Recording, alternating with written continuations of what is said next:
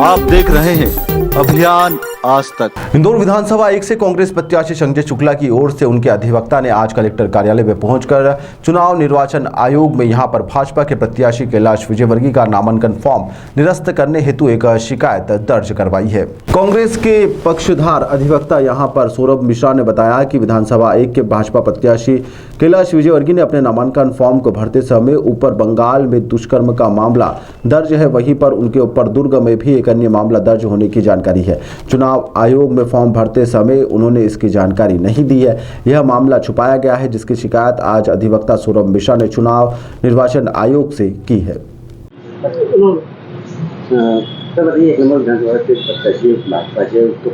किस प्रकार की आपने आज शिकायत दर्ज कराई गई है?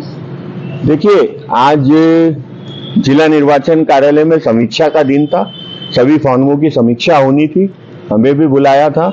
हमने कल उन्होंने फॉर्म भरा था, हमने उनके फॉर्म को देखा, उनके शपथ पत्र को देखा।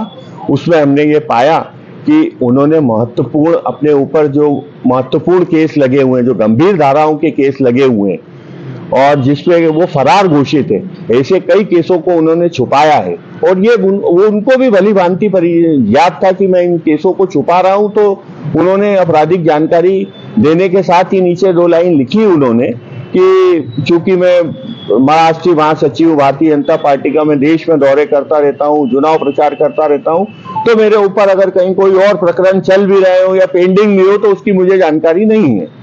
लेकिन हमने आपत्ति इस आधार पर लिए कि 376 सहित कुछ गंभीर धाराओं का प्रकरण उनके ऊपर बंगाल में दर्ज हुआ था, जिसके अंदर उन्होंने खुद इंडिविजुअल पर्सन के रूप में सुप्रीम कोर्ट तक गए थे, लेकिन सुप्रीम कोर्ट में भी उनको कोई राहत नहीं मिली और सुप्रीम कोर्ट ने उस केस को वापस ट्रायल कोर्ट को रिमांड किया है कि आप इसमें पुनर्विचार करें।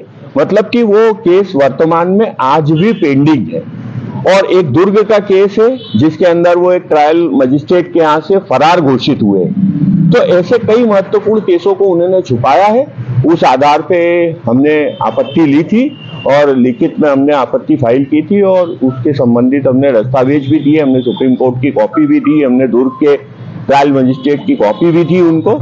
चूंकि रिटर्निंग ऑफिसर का कहना था ऐसा कि मुझे फॉर्म नॉमिनेशन कैंसिल करने का अधिकार नहीं है, तो आप इसमें अपील में जाइए। तो आपत्ति हमने लगा दी है। अब हम अग्रिम कार्रवाई के लिए अपील में जाएंगे और जरूरत पड़ेगी तो हाईकोर्ट में भी जाएंगे। हाईकोर्ट कितने केस है और इसके अलावा भी अन्य कितने मामले आपके सामने आए? हमने 2 केसेस तो ऐसे दिए हैं जिनकी इनको जानकारी थी।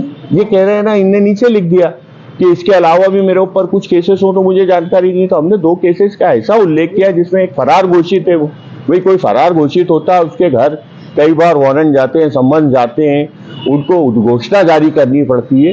कोई सामान्य तौर पे ऐसे किसी कोई अपराधी फरार तो घोषित नहीं हो जाता। और दूसरा, एक केस में वो सुप्रीम कोर्ट तक गए, उन्होंने खुद पे पिटीशन लगाई है, फिर भी उसका उल्लेख नहीं किया। तो ऐसे 2 केस की तो हमने जानकारी दी है। इसके अलावा और बहुत से केस है जो इन्होंने छुपाए। आज आप हाईकोर्ट जाएंगे? बिल्कुल जाएंगे। हम पहले अपील करेंगे, उसके बाद हाईकोर्ट जाएंगे और जरूरत पड़ेगी तो सुप्रीम कोर्ट भी जाएंगे।